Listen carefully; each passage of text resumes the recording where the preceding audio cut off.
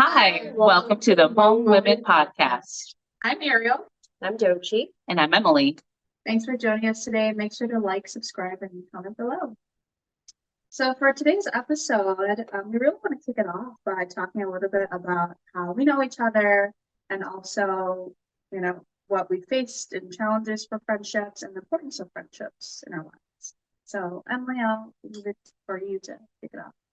Yeah, so I've known Ariel for almost 10 years and Dochi for almost 10 years. We met at North Hennepin Community College at Brooklyn Park. So I met Ariel first, actually. We met at a communications course. Ariel was doing PSCO. And I think we were put in a group together to do a group project. We sat next to each other, I feel like. I think so. Yeah. You sat in the front row and I sat right in the group. Did I sit in the front row? I think so. I feel like I sat in the back row. I'm a front row person. She just called me a nerd. Rude. But I think we did sit next to each other. Yeah. And I don't even know how we connected, but I think like we just like vibed with each other. And then our friendship kind of just formed from there. We got involved in a lot of things together in North Hennepin. We worked at the bookstore together. We got involved in HSC together. That's Hmong Student Club. Yeah. She was the HSC president after I was, which she deserved that. She was an amazing leader.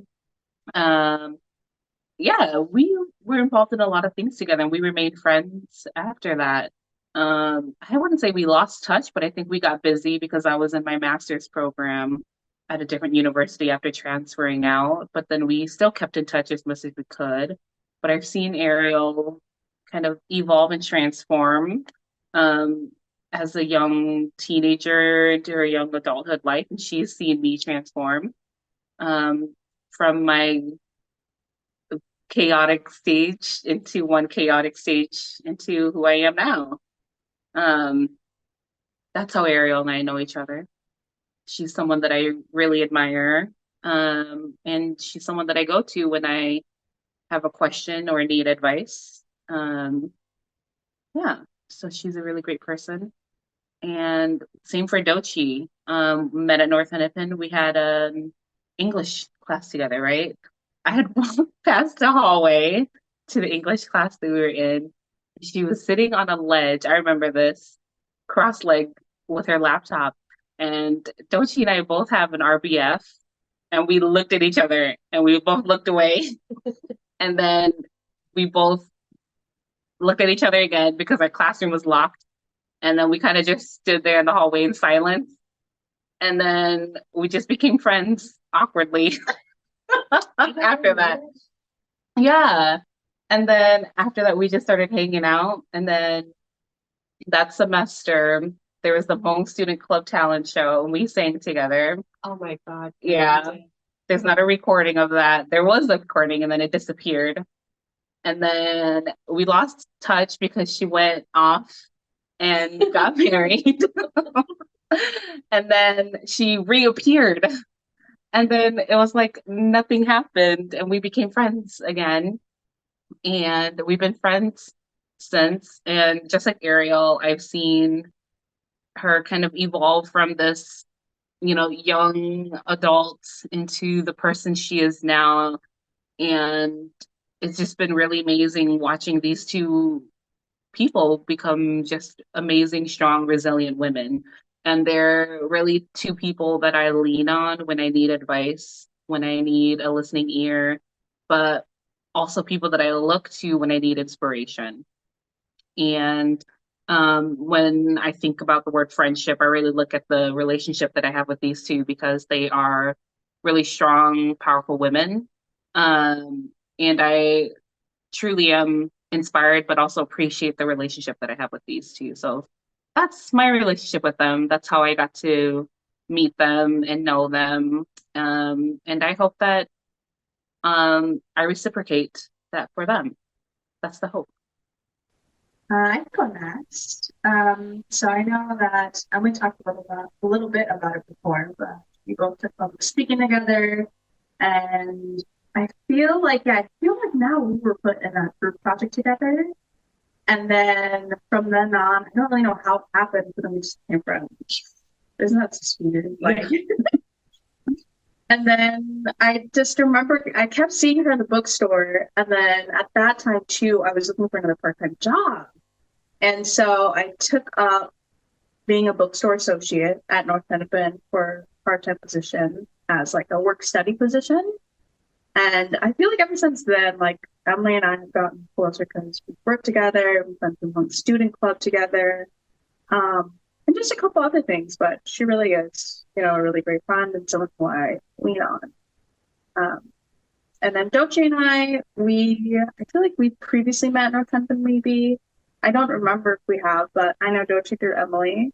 And I'd like to get to know her more because I know we're not as close as we could be. But yeah, I just really enjoy being in her presence and learning more about her. Thank you.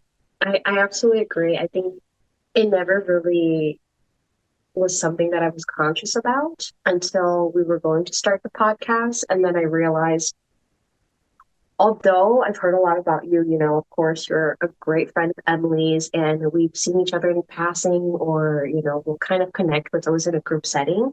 I actually don't know you as well as I thought I did, and we, I think, met very briefly at North Hennepin because I also was not very involved in the clubs. I went to one or two of the Hmong club meetings ever. And then by the time Emily became president there, and I think you started school there, I had already either transitioned or was in the process of transitioning out already.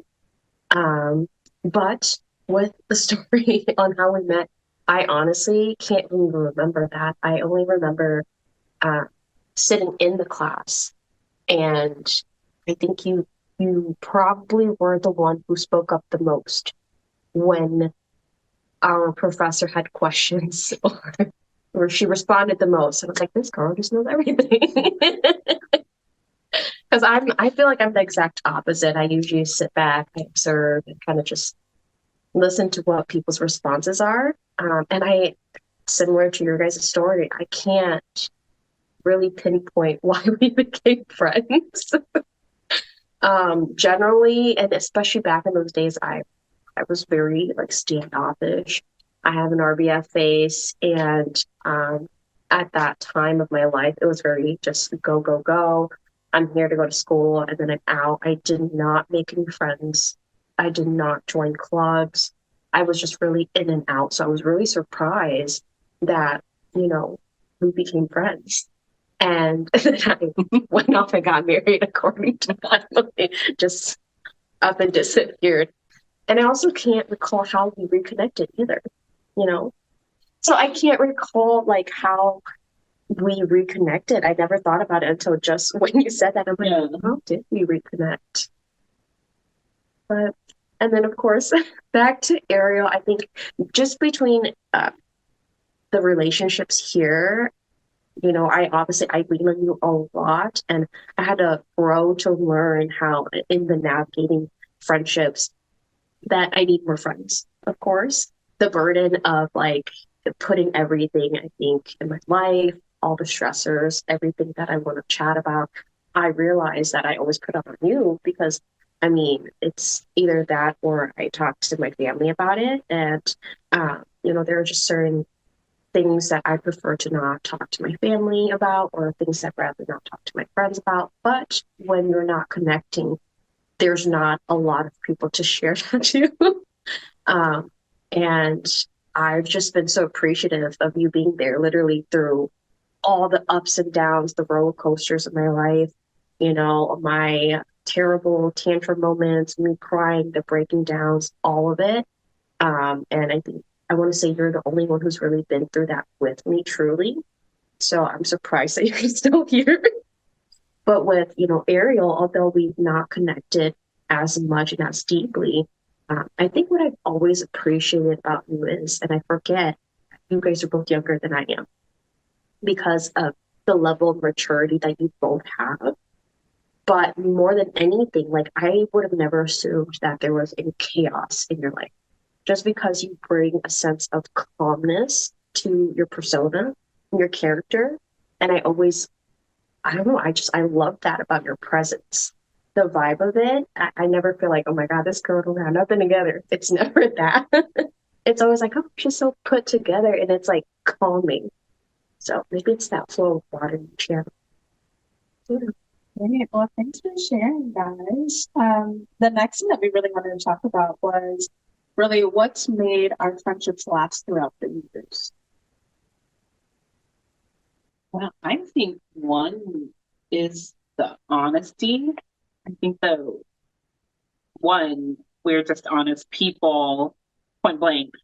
Um, Regardless of if we're friends or not, I think just the baseline of honesty that we have. And then if you add our friendship on top of that, obviously it's not like a mean honesty, right? Where we're like, I don't like you, like not like that, but it's like a, you know, this thing that happened, this is what happened. I don't think that that's a good decision, or I don't think that that's something that you should have done, or like, I think you should do this. This is my opinion. The fact that we can be honest with each other, even about how we're feeling about ourselves at the moment. I think that that's something that helps maintain a friendship. Um, and if you can't be honest with your friends, I think that that's an issue. And I think to add on to that, a really good perspective or topic that goes into what I'm saying is communication. So Yeah. I feel like a lot of the friendships that I still have today, we communicate really well. And communication for me looks like being able to communicate, oh, I'm running like 5 minutes late, or I'm running 10 minutes late, or just even communicating ahead of time if you can't make it to something. Because I've obviously been in like opposite situations where I'm waiting like an hour for someone, and I honestly don't like that, and I wouldn't want to be treated that way. So that's something that popped up in my brain, that communication is really one of the things that I still have with the friends that I currently. I absolutely agree with both the points. Definitely the honesty piece, but as you said, not just, I guess, like the mean type, whatever. It's always been very respectful, because I think when people talk about confronting a problem, they always think that it needs to be this big old, in your face. You did this, and that. And it doesn't have to be that way. And that's one of the things that I really learned throughout um, our connection, or even just with friendships in general. I went through a whole, I want to say, like 101 friendship class last year, and having to understand that, you can be honest about something if you don't agree or disagree. You can still say those things and being respectful and understanding people's boundaries. That's the other part of it for me, is what I've learned, for yourself, having boundaries, how your friends choose to respect that and how they interact with that is really big to me. And you guys have always been very respectful of that. I have been in connections before where that's been totally overlooked, but made it seem as if what I'm asking for was too much. But I've come to learn that, of course, the honesty piece is huge. The respecting my boundaries is the biggest part for me in making a friendship work. I think people tend to watch like movies and they think, I want my friendship to be like what you see in the movies, where you just come over and it's okay if we do what they see in the movies, and I cross these boundaries because you're going to forgive me because you're my friend. And it's like, that's a movie. That's not real life, right? People are people. Everyone has different boundaries. Everyone has different preferences. And, you need to communicate, as Ariel said, with your friend. What are these boundaries? We need to be respectful of that. And you need to build that trust with your friend, because you're still people. You're constantly growing and your boundaries can change. And you need to learn and grow with each other still, just like a romantic relationship, your friendship grows too. And so you need to learn to grow with that. Yeah, and I think to add on to that too, we mentioned, people are different from you. And so you're friends with all sorts of different people with different backgrounds as well. And I think one thing that came up in my mind was that I feel like one of the main reasons why that my relationships or friendships have lasted so long is because I don't really take things as personally as I used to. And I say that because like I understand now that I only control me, myself, and I. That's a good point. Yeah, so I feel like, when, for example, the last example of, oh, someone arrives like 30 minutes late. Like I try my best to give people grace. And then obviously if it's a reoccurring problem, then it's a boundaries subject that like Doji was talking about. But it really is, just me understanding myself and my triggers and understanding like how can I better react or respond to this situation. So I feel like because I've dialed down on my reactions over the past like couple of years, it really has helped me in just being a calmer person and just being able to sit down in a calm manner with my friend if ever needed. Yeah, I think that's a great point, because I wish that was something that I had known earlier on in life. But of course, it wasn't something that I was conscious about because I wasn't interacting with people.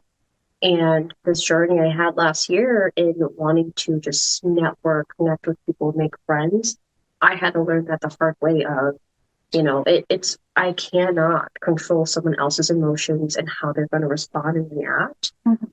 And really going out of my way because I would feel bad and feeling as if I've really wronged someone. But at the end of the day, it was really, we didn't have communication, we did not have clear boundaries, and it got really messy. And end of the day, I want to say that could have all been avoided, had these conversations taken place. And so that's something that I had to really build into myself, my character, and how I wanted to navigate my future friendships. Understanding that I need to 100% be very clear if there's something I don't like, really nipping it in the bud early on and setting, that clear stage of like, this is where we're at, this is where I'm at. Are you okay with that? And not everyone you meet is going to be your friend.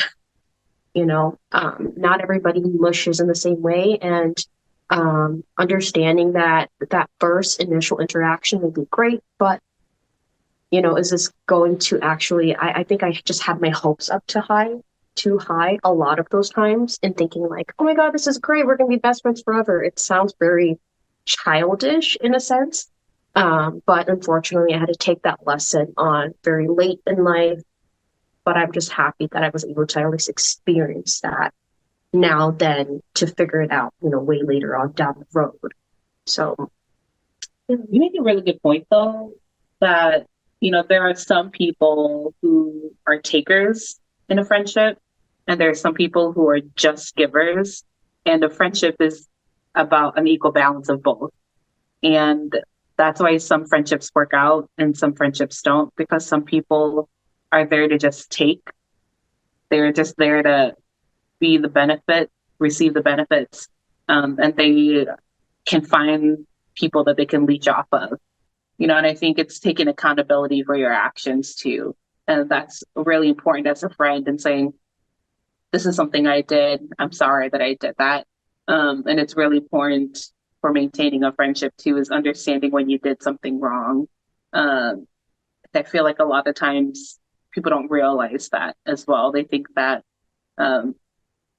it's automatically forgiven, or like things are automatically just pushed under the rug in a friendship, when it should be, accountability still is there. It's an equal give and take in a friendship. yeah, I absolutely agree with that.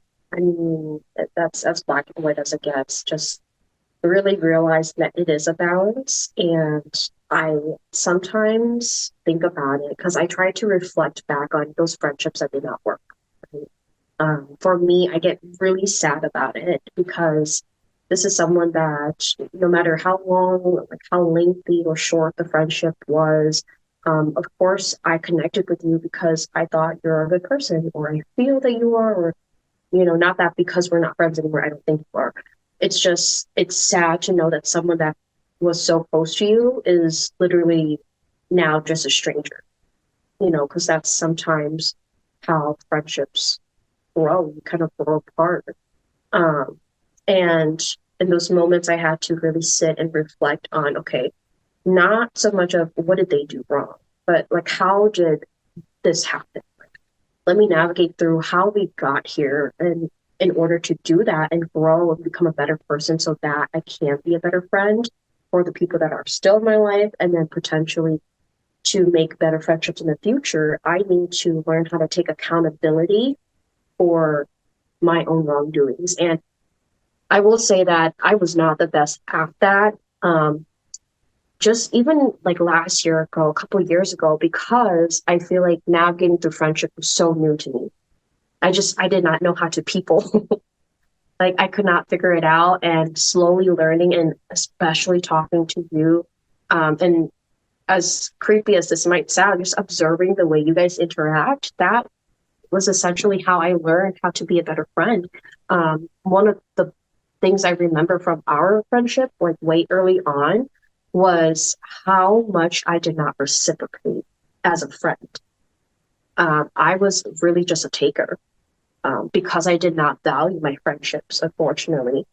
Like, I started to realize, when you would reach out, like every here and there, like, hey, how's it going? And I'm like, why is this girl doing this, And then growing more and realizing, oh, because as a friend, I should probably check it.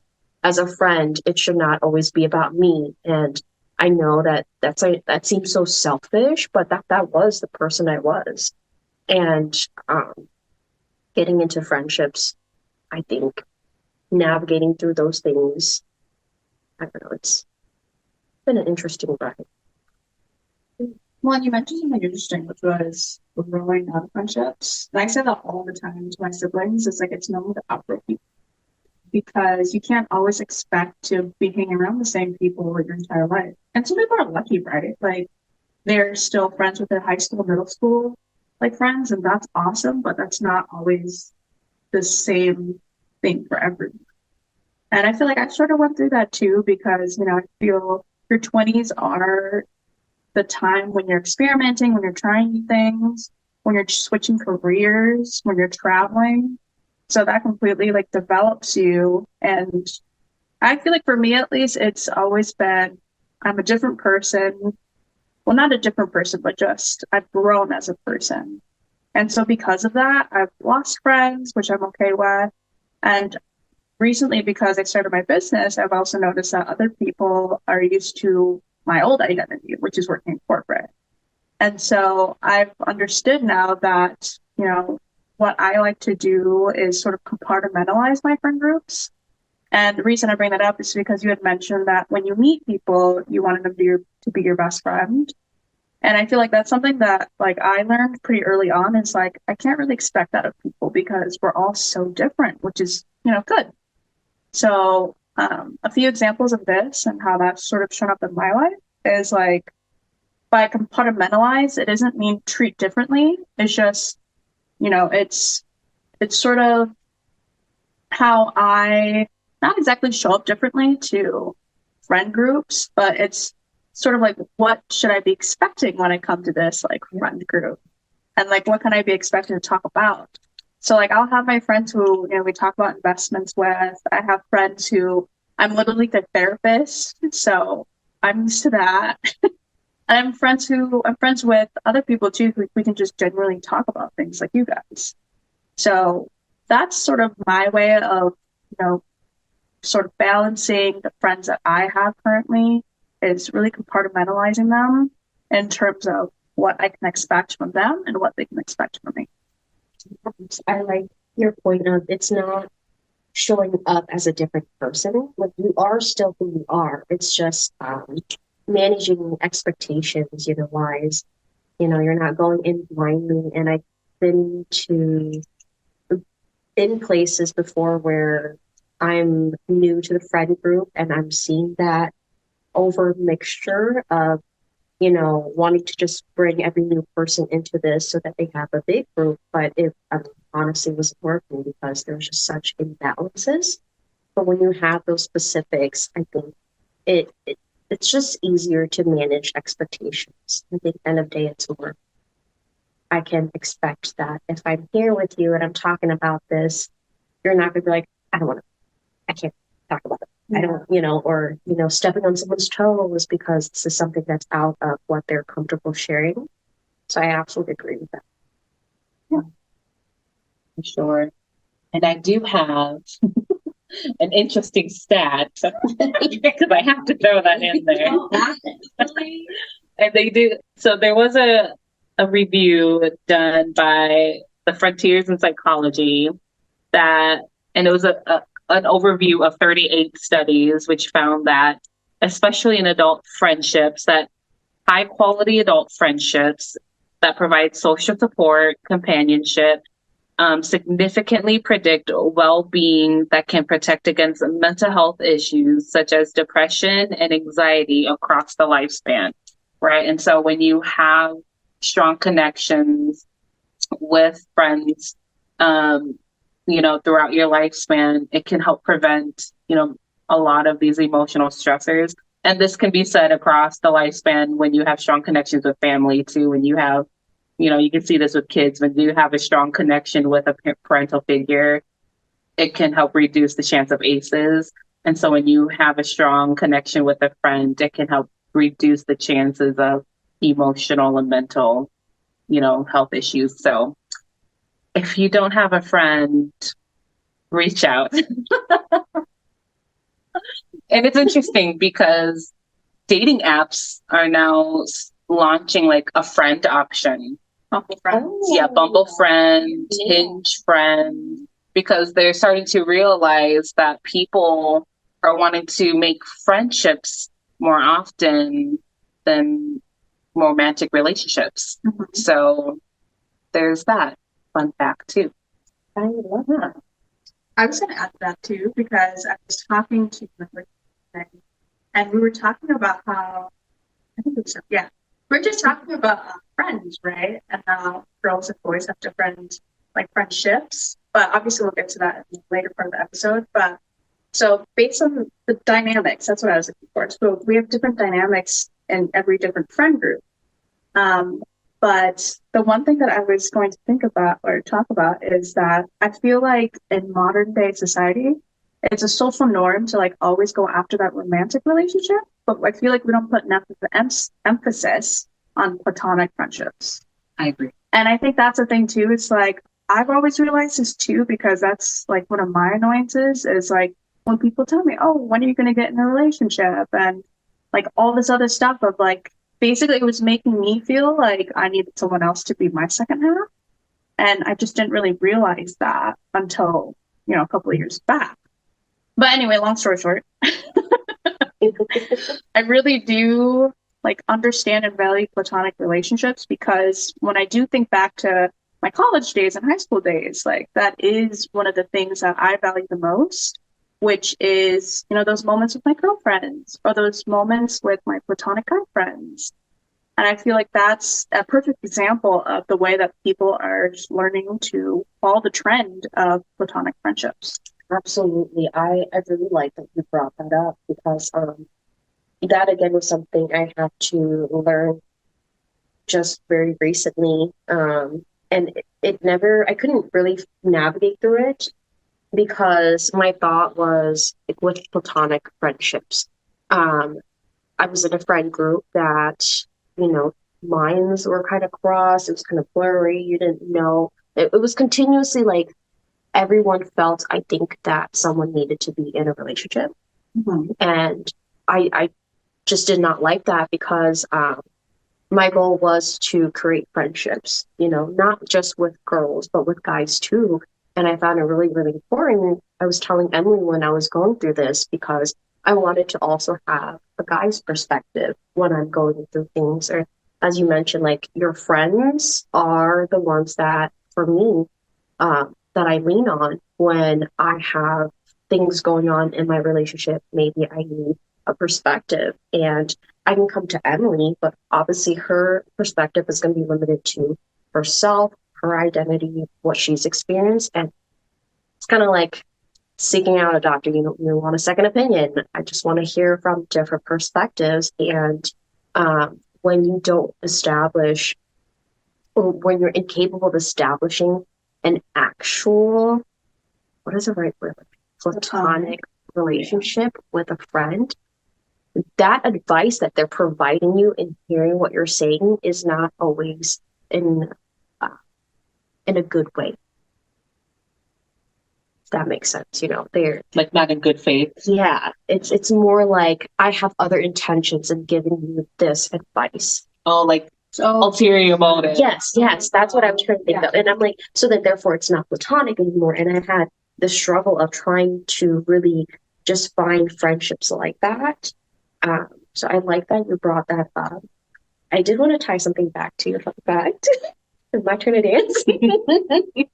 It really reminded me of I was listening to this book.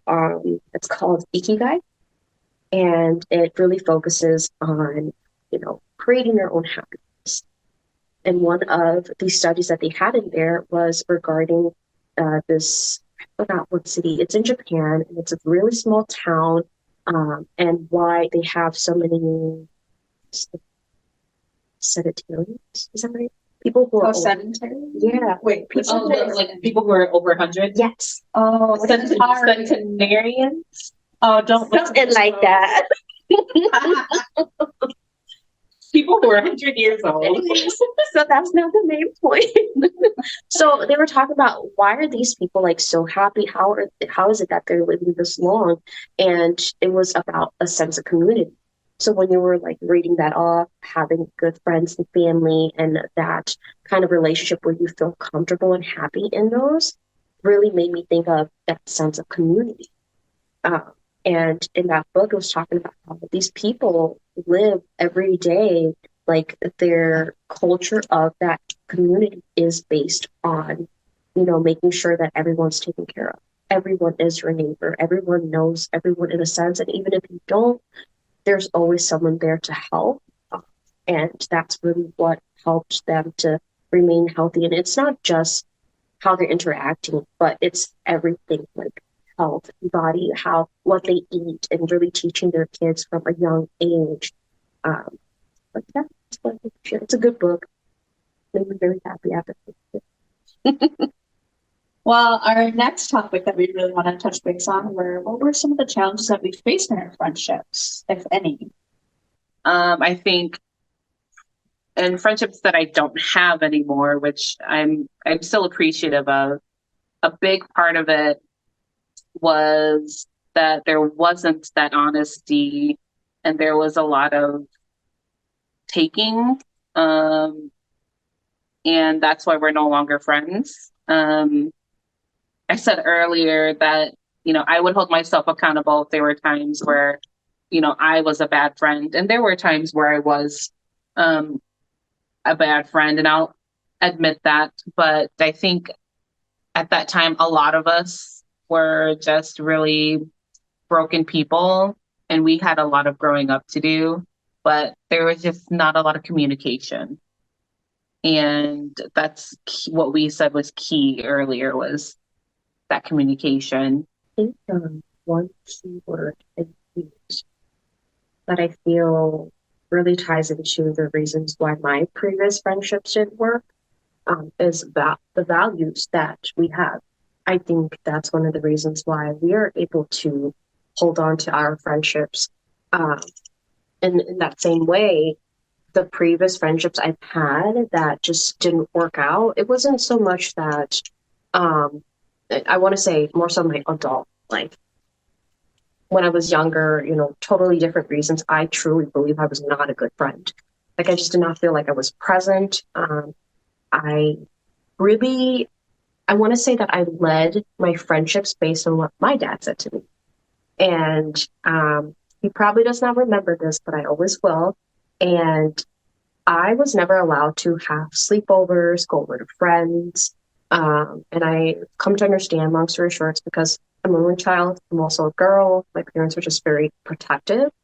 But I remember wanting to go to a sleepover, and my dad said to me that basically friends are just friends. And it's almost like the way I took it was they're a tool for you to use, like they're just kind of there. But the people that are really going to have your back and be there for you are going to be your family. And so your friends should only be your cousins and your family. And I just stuck to that. So I didn't make friends outside of my cousins. And that was one of the reasons why I was so, so close to them.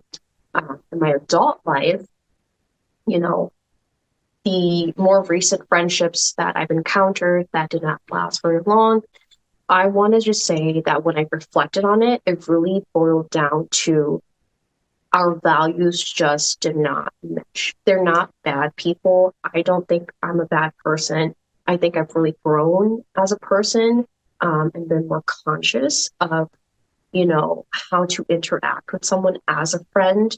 And there's been times where I would go out of my way, and there are, as you said, takers as well. But at the end of the day, it's not that I'm mad about being the giver. I actually enjoy it because it gives me happiness sometimes, being able to provide to people that I love and care. But it seemed to be more than that when I'm really like, this is someone that I'm going to place in this box where I call you an acquaintance. You're not a friend of mine. For you to be a friend of mine, I hold that to like a certain standard. I'm not just going to call everybody I meet and everybody that I hang out with a friend. And it really, again, just comes down to our values. We did not belong this. We're no longer in this place because there's something that you might have done or the way that we interacted. And I'm realizing, we're older now. We're kind of set in our ways. This person's definitely not going to change. We're just different. I think the thing that comes into my mind is definitely, so I'm a recovering people pleaser. And yeah, I just say that up front because I feel like once you acknowledge things that you've been through, then you'll understand the things that I did the way I did. But basically, like, I grew up in a very strict, like, household too, where I think I only got one sleepover my entire life. Yeah. And that's crazy because I can, like, this is off of one hand, so one finger, folks. But yeah, I grew up like in a pretty semi-traditional Hmong family too, where my dad was like, oh, like you can make friends when you're older, but we just want you to be safe. So for me, it was more of like, okay, this is for my own safety, and this isn't to say I can't have friends, but when I'm older, it'll be okay. So that's sort of like my mentality on that. But based on the way that I grew up and stuff, like I'm a recovering people pleaser, and because of that, some of the challenges of my friendships have followed that. One of the biggest things that I can think of right off the bat is like I had a big fear of like FOMO and like saying no. So that was one of my challenges in my friendships, where that I was just scared I'd like miss out. And so I had a really like a hard time saying no, even if I wasn't fully up for it. The earliest example I could think of is like in college, like I was invited to like this after party, and I was like, oh, I have to study finals, but at the same time, I really want to go and try to like make friends and meet people. And I ended up going, even though I didn't 100% feel like it. And so I feel like now, if you fast forward a couple of years, like I understand that FOMO is real, but at the same time, like I've had enough. Like if I'm not 100% for it, I just won't do it. And I know that not a lot of people are to that point yet, but I think it's just really important to be so in tune with yourself and understand like where you stand and where your values stand. And then the second point to that is that, like, I think some of the challenges for me were saying no to the people who were draining.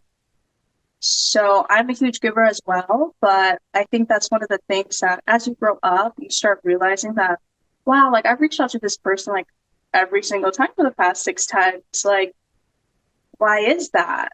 And so I think it's completely normal to outgrow people and to also communicate and talk to your friend on why that's happening as well.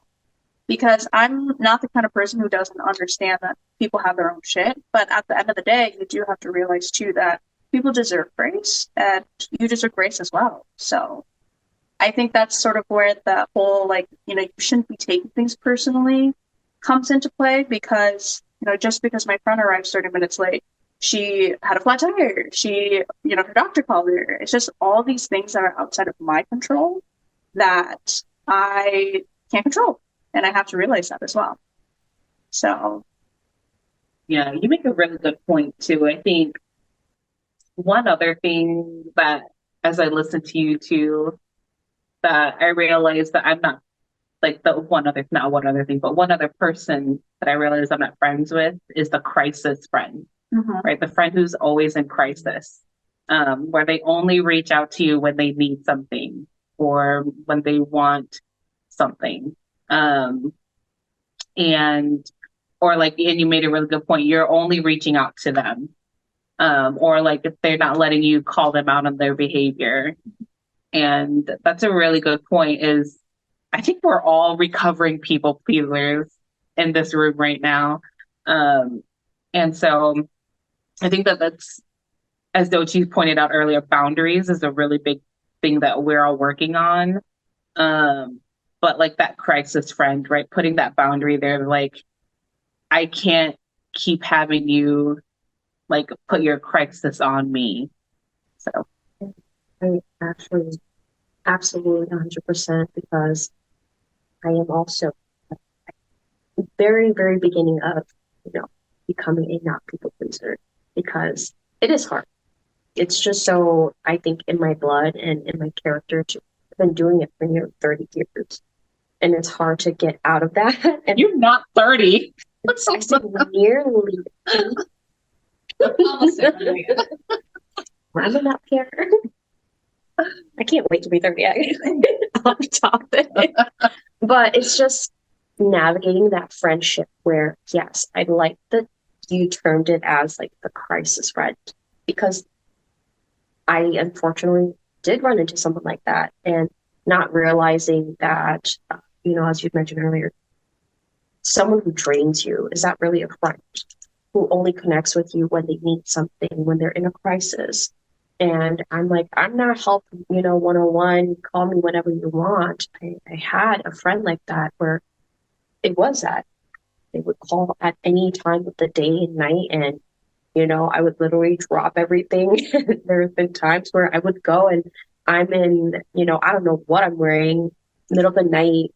I have like 2 different shoes on and I don't even have socks on one feet. And I'm driving out to help out this person. But after, you know, the fires calm down, I just don't hear from them. And I'm always the one reaching out, being like, hey, just wanted to check in on you. Are you doing okay? And it's like, I, as you said earlier, would give this person a lot of grace because my thought is they're obviously going through a lot. And it would be very selfish for me to be like, okay, well, I was just there for you. Why aren't you responding to me or whatever? But then when it became a continuous pattern, that's when I started to realize like, okay, this is more than just grace. This is a continuous pattern. This is something that you should probably deal with yourself. I cannot help you heal your wounds. First of all, I have my own I have to work on, but being conscious of it and not making my friends like take the burden of my wounds because I'm refusing to fix that cycle myself. And being able to say no, just be like, you know what? I'm not going to be that it person anymore. I'm not going to be that person that you easily reach out to and I'm just there whenever you want. Holding those boundaries, being able to say no to people that, you know, you care about. These are people that I feel very strongly were friends of mine. It's hard to say no to that. So, yeah. Well, and that brings to mind another Facebook post that I saw floating around that I just grew with a couple months ago. But the reason I bring it up is because, yeah. But I saw it floating around, and then one of my friends shared it, and then she shared her perspective, and I was like, I totally agree with you, girl. But it was about this girl. I don't remember her first and last name, so I'm really bad with names, you'll come to find. But she basically talked about how friendships like are so like needy. And she talked about how like, yeah, it's very interesting to read because I was just scrolling, I found it one day, but she's talking about how like, you know, your friends don't um they aren't here to they're not obligated to give you their time because they're dealing with so much of their own shit. And so friendships shouldn't have to be like a tally mark game, which I completely agree with. And hopefully that's giving you guys enough context. But that's sort of what like the point of her post was, is like, it's, you know, I don't know why my friends like, you know, want to hang out with me so much. And I don't know why I feel like they feel obligated to my time because I'm going through so much shit of my own. And to me, I took it as interesting because I personally think it's naive to think that your romantic relationship is going to be the only one or the only relationship in your entire whole freaking life. So that was sort of my perspective from that. And I silently disagreed with it until someone shared it. And we had the same perspective, which is, you know, again, platonic relationships are so important. And then along with that, I think it's sort of naive to think that a friendship doesn't take work. And well, at least I understand that like a friendship takes two, you know, takes two to tango. And so I think that's one of the things that I've always thought about is that I will give grace to people, obviously, because I want the same returned. But at the same time, I've learned throughout life that I'm not asking too much of people, I'm just asking the wrong people. And I think that has saved me so much headache in the long run because it's not that I don't view my friendships as important. It's just that, you know, that might not be the right person that I need those things from. So, Yeah, exactly. And it's the part of if you call them out and they're still not willing to hold themselves accountable, they're not the right person. Yeah. So, and yeah, I agree with that. I've definitely had a job friends who have put their romantic relationships over a friendship, where they're the type of person who, when they get into a relationship, nothing else matters. Those are hard because you know they're a good person when they're a friend, but when they're a romantic relationship, nothing else matters, and that's hard. And then when they're done with it, they come back to you, and that's also really hard. And it's the people pleaser in you who's like, they need a friend right now and they're a good friend, but you know when they get back in a relationship, the cycle is going to start again. And as the friend, it's not your job to be their therapist. So yeah, I agree with you.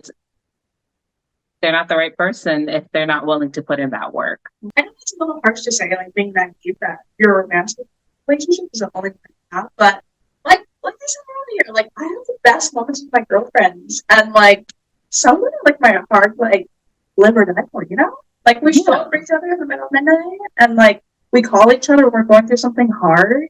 And I think that's the thing is like I've always been the type of person, even in a relationship, because you've seen me in my past relationship.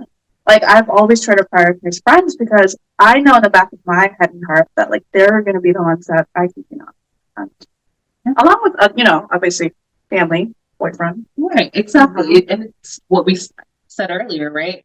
Outside of your relationship, you're going to celebrate with other people. It's not just your partner. And it's a community that you're building. It's not just your relationship with your partner. And I think people forget that. And it's like when they get to that point where they're like, they have kids and they've made their family and they're celebrating their family and they're like, well, where's our community? Yeah. You did build that.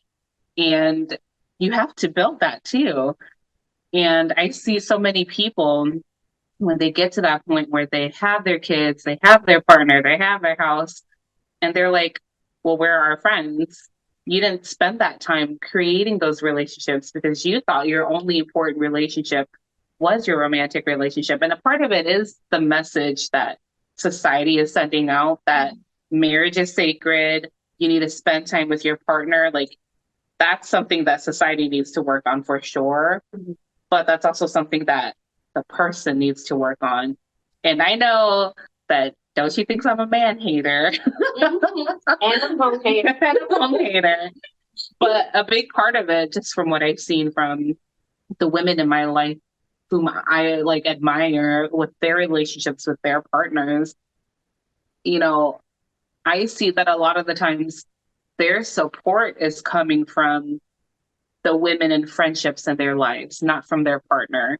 And if they didn't have the women and friendships in their lives, how would they have made it through their relationship with their partner and vice versa? Mhm. So it's like you said, it's a little bit of both. It's not just one or the other. So Too, that's one thing that like I've talked about my group too, is like we find it important to hang out with our friends. Because I always tell him like, oh, like talk to friends, don't talk or text me. And he does the same too, which I really do value. And I think it does place, value and importance on having friends outside of your relationship. I absolutely love both those perspectives because, coming, my friends really well because you were there with me. I was previously married traditionally, and that was me because that was the ideology that I had in prioritizing my partner, his family, and it didn't really strike me until after that when I was no longer in that relationship and realizing like, oh my God, like who do I have? Like my family was not there. These are not, this is not to say like no one was there for me. It was that I did not cultivate that community for myself to lean back on. I was just so used to like my partner and then myself. And then if I had something going on with my partner, then I would talk to his family about it. I like lost connection with my own family, my cousins, I did not build any new friendships or relationships. And it wasn't something that I was fully conscious of at the time either. It was just never a priority of mine. And the funny thing is, I can always think back to my ex had a lot of friends. He was a community guy. And I loved that a lot about him. Girl, I bet you got something to say over there. Okay. You can say it later. So, and that's why you got friends, okay? Because I can't say it, but she can.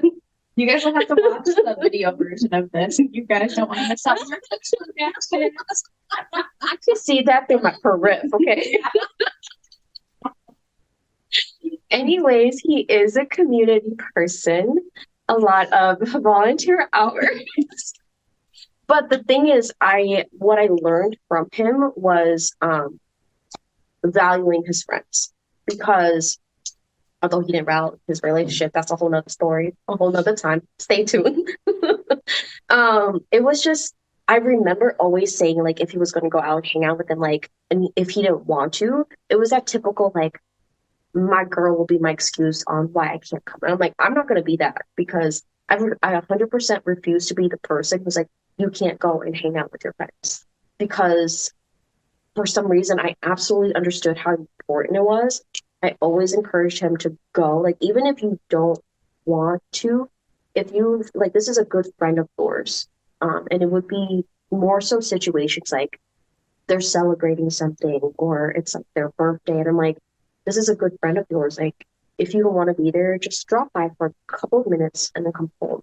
And I would do the same thing where it's like, just don't text me, don't bother me. I'll be at home, I'll be watching movies. But for some reason, I never reflected in a mirror and said that to myself.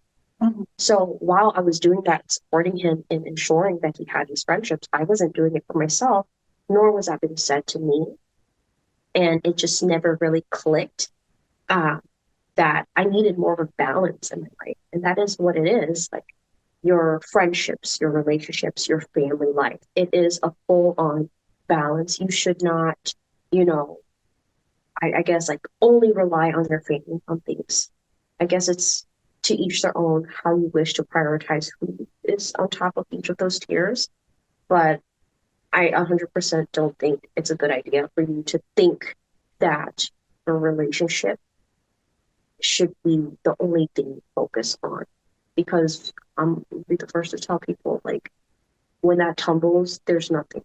Like because you didn't create anything else. It's literally just that relationship and going into it, yeah, of course, young, naive for myself, you think that that's a forever after, but you cannot tell what others are going to do. You don't know what tomorrow holds. You can do everything right or think that you're doing everything right, but that relationship when it ends and you don't have any friends to lean on, it can be kind of dark. Like the world just gets really dark. So balance out your friendships and your partner and your relationship. Thanks for sharing that perspective. Let's transition to our next topic, which is talking about friendships and competition.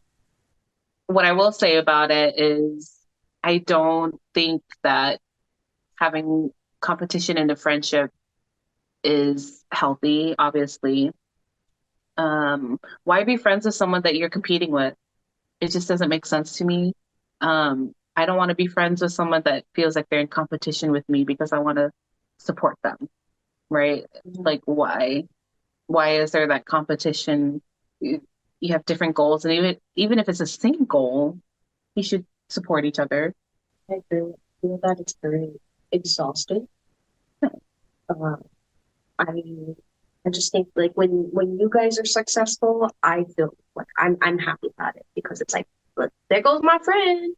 Like she just wrote another book or this just happened. And it was hard for me to wrap my head around the concept of you're my friend, but you don't want to see me successful. It just did not make any sense. Like it didn't click. And I could only think it's very black and white to me. If you don't want to see me successful, then you're not a friend, basically. End of day. And people who are passive about it, or I've had times where I've confronted it and it's like, oh, no, no, no. No, I'm so sorry you saw that way or you took it that way. It's like, no, because that is what's going on here. That's very clearly, and them trying to change that because I guess they think you're not tuning in their vibe. You know, you're not seeing what they're doing. It's like, no, what you're doing is very clear that, you know, you have other intentions in our connection here. It's definitely not a friendship. And, you know, what you said earlier, this is an assumption that people who have added me in order to keep tabs because I could not understand another reason why. You know, you only reach out when you have very odd things to say or when you've heard things about me and you want the newest update. It's like, why don't you reach out to be like, hey, like, let's have lunch or how have you been? And those are kind of, I want to say in a friendship, learning what the red flags are for friends has been the biggest, newest thing.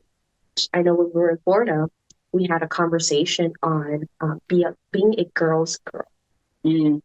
And that's what this makes me think of is, are you really here like for your girls or are you here just for yourself as a sense to elevate just you because you actually don't care about any of the connections here? Oh, that's a really good insight. I'd say my experience is more similar towards Emily's just because I've never experienced that firsthand. But I know that because I have such a small like friend group, like I know that two of my friends used to do that. And so it used to be like really ugly in terms of like, oh, did you hear what she did? And like it was just a lot of like secondhand stuff of like, oh, did you hear this? Did you hear that? And like me being me, I was just there, but like I never really took sides because I felt like it just wasn't appropriate. And I say that in the nicest of way because like I don't really view friendships as competition. And so it wasn't that it was hard for me to like acknowledge it. It just became very difficult to be around them a lot of the times. But I feel like now as an older adult, I do realize that people who view other people as competition most likely have insecurities. Mm-hmm. And that's a whole other topic, obviously, which I'm not going to get into, but it is something that I've realized is that, you know, you probably shouldn't be commenting on her hair being like this because maybe that might show that you have an insecurity about it, you know? And that's just what I've learned so far. That's a really good point that you make is I've been in circles before where This was me trying to navigate through making connections. And one of the reasons I didn't want to be there is, as you said, when people start to get in competition with each other, they start to talk negatively about one another. And even though I'm not contributing and I'm just there in that presence, for me, I feel like I take on that energy very easily and it just makes me very grumpy all the time. Like when you're continuously surrounded by that negative talk. And I've realized, within this group, you know, usually when we make those kind of comments on someone's appearance or who they are, even with people we don't like, there's always like, I don't like that they did this, this, and that. It makes me feel this way. But it's not she's so ugly because this, and that, like her face is like beat up, whatever. It's always like, no, I think this person is a beautiful person. We usually make very positive comments on people. And I don't know, it's just being in that and then kind of getting into this other group where I started to experience those kind of vibes where there was more negativity than positivity. Um, I don't know, it just makes me feel that that's not the kind of, I guess, the group I want to be with. And that competition, it doesn't only affect those two people or whoever is in competition. It's like literally the whole group. It affects the whole group because everyone has to kind of be surrounded. You don't want to take sides, like what you said earlier, because you do like both of them. It's just them not liking each other. Great. Well, we're going to transition into the importance of current friendships and how our friends affected our current place in life. Okay. I think one of the biggest things that comes to mind is that I've taken the time to really invest in my friends, and we've done the same. And the friends that I'm friends with now, we're sort of in the same period of our life, whether, we're in a relationship or people who just moved on to like a new home, or they're making bigger investments, or they're starting their own businesses. I feel like my friendships right now, we understand that we both equally have to put in the effort to make things work. And obviously that's after the last few years of like trial and error of like trying to make new friends and not seeing that they're fit and, meeting other people who I just didn't vibe with.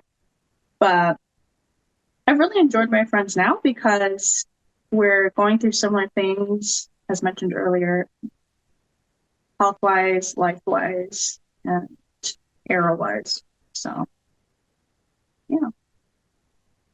I definitely have come to value my friendships a lot more. Again, when I was younger, I don't know, I never really found importance, unfortunately, in my friendships because I valued my family as friends. And not that your family cannot be friends, but there's, of course, a difference. And coming to understand how important it is to have friends because I get to have different conversations. I get to learn new perspectives from my friends. We didn't grow up the same way. And when I was just very much stuck in the space of my family being my friends, we grew up together. We had the same perspective. It was very closed-minded the way I thought, but I could not see that because the people I surrounded myself with had the same thoughts. And as I'm navigating through new friendships, learning that, I can't be so set in stone in my ways if I want to be able to build good, healthy friendships, learning how to be honest with those. And that's what I've really learned throughout, my friendships and also how I want to say, builds me into the person I am. It's definitely helped improve, I want to say my character overall. I don't feel that I'm as like self-focused as I used to be. Because I do feel that I was more so, I don't think this is the best way to describe it. I was very selfish. It was always just me because I didn't have anyone else that I wanted to really extend to. But yeah, my friendships have just really helped me grow as a person. to be more conscious of those around me. And which one is it? Empathetic, sympathetic, whichever one that is. Yeah. Sympathy is when you feel sad. I've learned to be more empathetic because I used to be more sympathetic. It's like, I feel bad for you. But now looking back, I just feel bad for myself. Yeah. Yeah. It's a lot of growth. Yeah. I think for me, like I said earlier, I appreciate all of my friendships that I have now, because each one of them brings something unique into my life. Talking about selfish, but I think I also bring something hopefully unique to them. Um, and I think it's just the fact that, again, there's this equal give and take that I can, give something to them, and I feel good knowing that I can give them something just as much as they are able to give something to me in return. Whether it's emotional support or if they, have advice they can give me and vice versa. Just like Ariel, I think a lot of them have evolved with me, luckily, all the ones that I have maintained. They're really in the same kind of place in my life where I've been evolving and really focusing on my health and my mental health. And I've seen them kind of evolve along the way with me, where they're like, I'm in the same stage. I'm focusing on my financial health, my mental health, my physical health. And, so we're kind of on the same wavelengths. And it's been really great just watching everybody grow with me. So, Yeah, to add on to that, it's really nice to have people to bounce off of who are in the same position as you. So I think that's what I was trying to get across earlier. My mind was like, no, you got it across. Yeah. But yeah, just having that small community of women or men who really are there to support you and to listen to you and are knowledgeable in ways that you aren't, and they can help you. That's it. So thanks everyone for listening in on this episode, and join us for our next episode occurring in the next 2 weeks. Make sure to like, subscribe, and share. Bye.